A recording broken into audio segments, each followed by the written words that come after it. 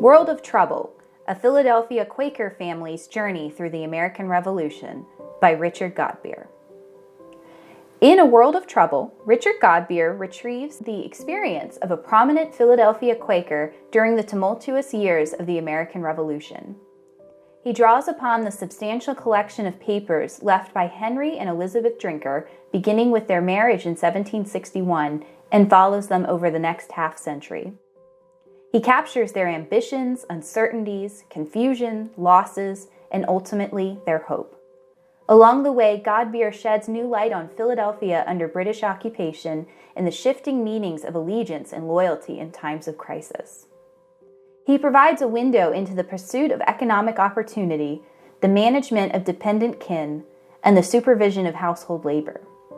Written with sympathy, sensitivity, and a keen emotional intelligence, A World of Trouble offers a new and compelling portrait of life as lived during the Revolutionary era. I wanted to tell the familiar story of the American Revolution from an unfamiliar perspective, inviting readers to think about the Revolution in new ways. World of Trouble is about a Quaker couple called Elizabeth and Henry Drinker, who, because of their pacifist beliefs, refused to side with either the Patriots or the Loyalists in the Revolutionary War, and paid a heavy price for that neutrality. By focusing on one family, I also hoped to give readers an intimate, human perspective on the Revolutionary era that a more general narrative cannot capture. I wanted readers to see how public and private worlds overlapped as the political became painfully personal. When we look back into the late 18th century, it can seem a period of historic achievement. Yet for the people who lived through that era and faced multiple upheavals in their everyday lives, the experience often seemed more traumatic than triumphant. I wanted my readers to understand how unsettling and frightening it was to live through that period of history. The story that I tell in this book is one of survival and moral fortitude, but also of unnecessary suffering.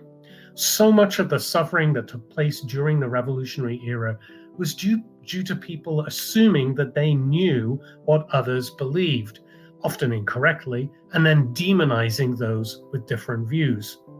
Quakers agreed with patriot complaints against the British government, even though they refused to fight in the war. Yet the Patriots refused to take what Quakers said at face value and insisted that their pacifism was a cloak for loyalism. Then, as now, some people claimed to have a monopoly on what it meant to be a true American, rejecting the possibility that others who disagreed with them might be honorable and in their own way sincerely patriotic.